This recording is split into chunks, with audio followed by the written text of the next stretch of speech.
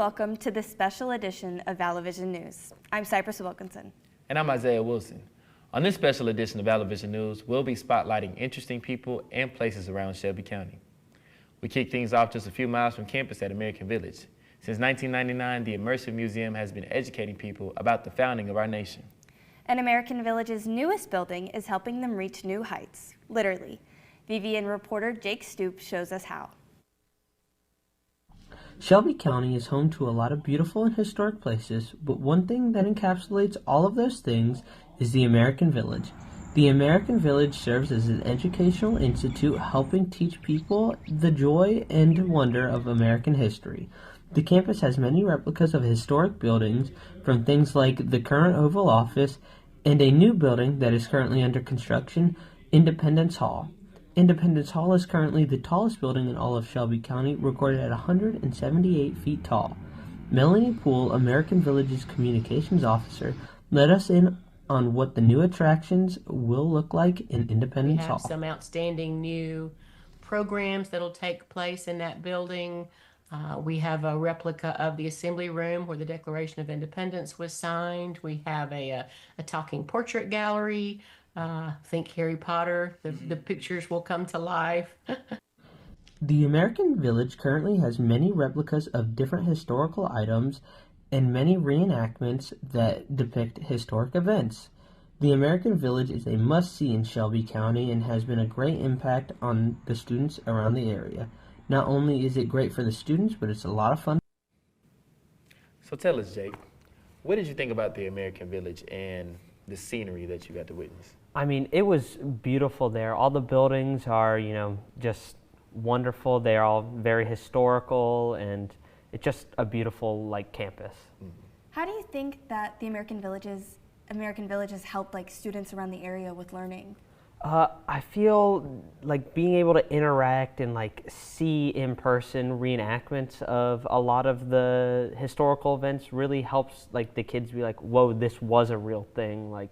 Of course they know it's a real thing, but it puts it in their perspective of this happened. Mm-hmm. Yeah. I agree. Thank you so much for joining us. Thank you. Thank you so much, Jake. Speaking of museums, another place that emulates history and preservation is the Aldrich Coal Mine Museum. Nestled just outside Montevallo, the museum showcases a once thriving mining town and tells the story of the people who lived and worked there. And now, thanks to one family's effort, they work to ensure this history is not forgotten. Take a look. Tucked away in Shelby County, the Aldrich Coal Mine Museum stands as a tribute to the area's coal mining past. Founded by Henry Empfinger, a historian and former Air Force veteran, the museum is dedicated to preserving the history of the Aldrich mining community. Across the street sits Farrington Hall, built in 1908 as an office and library for William Aldrich. And in recent decades, one local family has made it their mission to make sure the mine and museum aren't forgotten. Henry Empfinger is my father. He just took pictures. He's always been interested in history. Especially the history of Farrington Hall, which we'll be going to see in just a minute. But he's always been in that history. His dad was a miner, and so he knew about following the mines and following the work, and whatever. And that's how they ended up here. The museum is housed in the former Montevallo Company store and offers visitors a look at what life was like for miners and their families. But it's more than just a collection of artifacts. It tells the stories of the people who lived and worked there. Most of this is stuff that he's looked up, like these older pictures here. Those are the ones, that he would have had to look up because, they were gone long before he got here. But a lot of the pictures of the buildings and stuff that's in the other room is pictures that he took himself. Henry Empfinger and his family have worked to keep this history alive for the past few decades. Because, like you said just a few minutes ago, you knew nothing about this.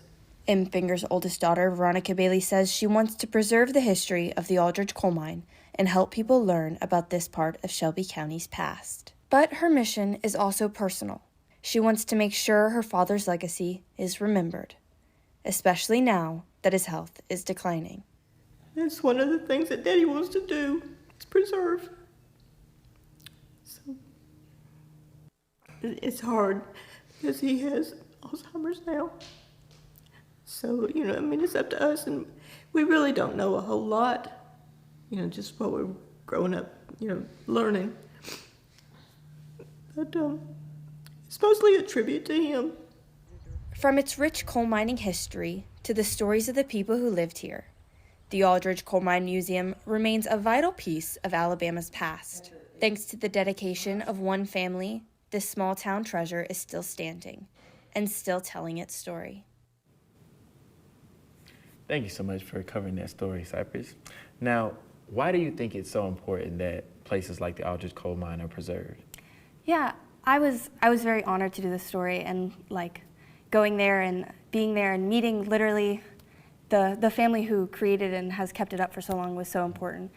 But I just think small histories like this and small towns like this, it's so important to keep those histories alive and the story alive and keep telling the story, especially in this way with this small town museum. It was not tiny, but when you think museum, you usually think big, and it was tiny, but it was adorable, and it's really good to tell those stories. I mean, yeah, the family was amazing.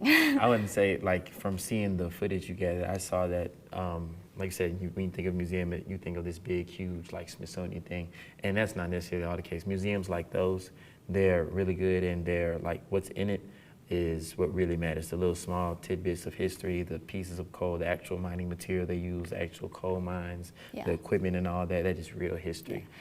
And they do a really good job, especially through photos. If they can't show something, a building's gone or something, they show it through photos the best way they can.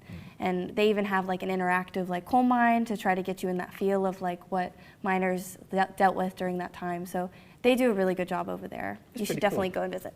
Pretty interactive. I might take a visit. Still ahead on this special edition of Alavision News, we shine our spotlight on how a female-run realty agency does more than just help the community and find physical homes. And find out more about a place where Alabama's wildlife thrives and how you can experience it up close. We'll be right back.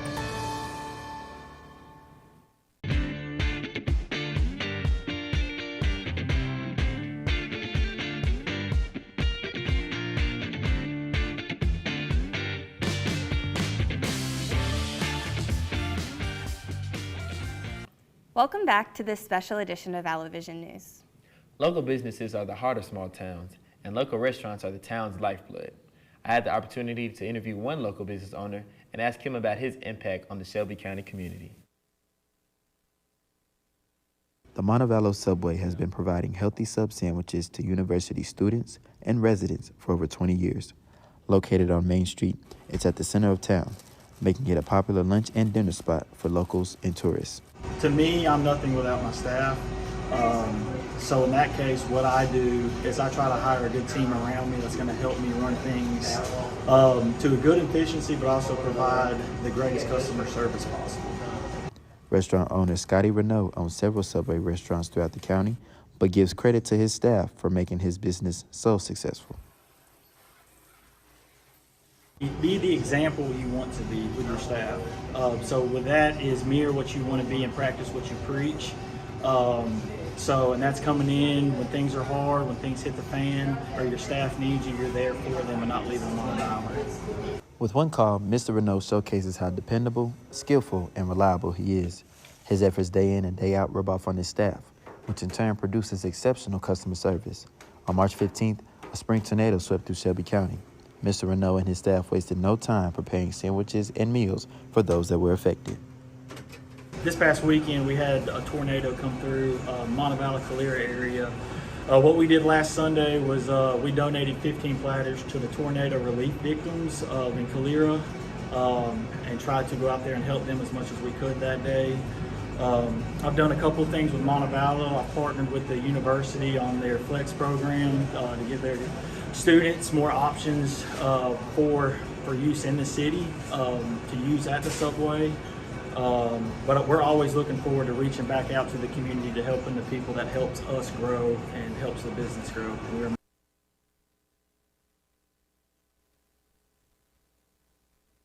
So Isaiah, why do you think managers like Scotty are so important to small communities? I feel like managers like Scotty are so important because in a small town, everybody knows everybody. And the connections you make and the people you know in your small town are what make your town, run. So a manager like Scotty, you know he's a store manager for several Shelby County subways. You're going to see him in other stores. You're not just going to see him in a restaurant. You're going to see him at the grocery store. You might see him at the gas station. You might see him anywhere. But he does a business and he provides a service that you may need one day. So in return, his quality and his work is a reflection of him. He's going to be doing the same thing for somebody like you who's also like a resident in his town. And it seems like he shows up for the community, especially for events like the tornado that just passed. Yes. Excellent relief. Shout out to Mr. Scotty for that. Yes. Staying in Montevallo, we meet the dynamic duo behind Team Lehman Realty.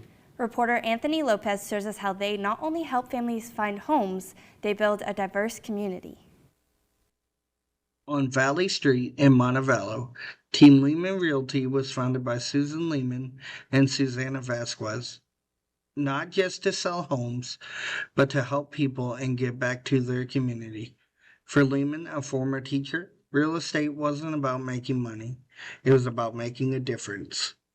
And so if we can help them, even with the high interest rates and even with the higher requirements for getting lending and so forth, if we can help them find a path to home ownership, then, we're going to be fine, As for Vasquez, it was about representation, making sure the Hispanic community had someone they could trust and relate to in the home buying process.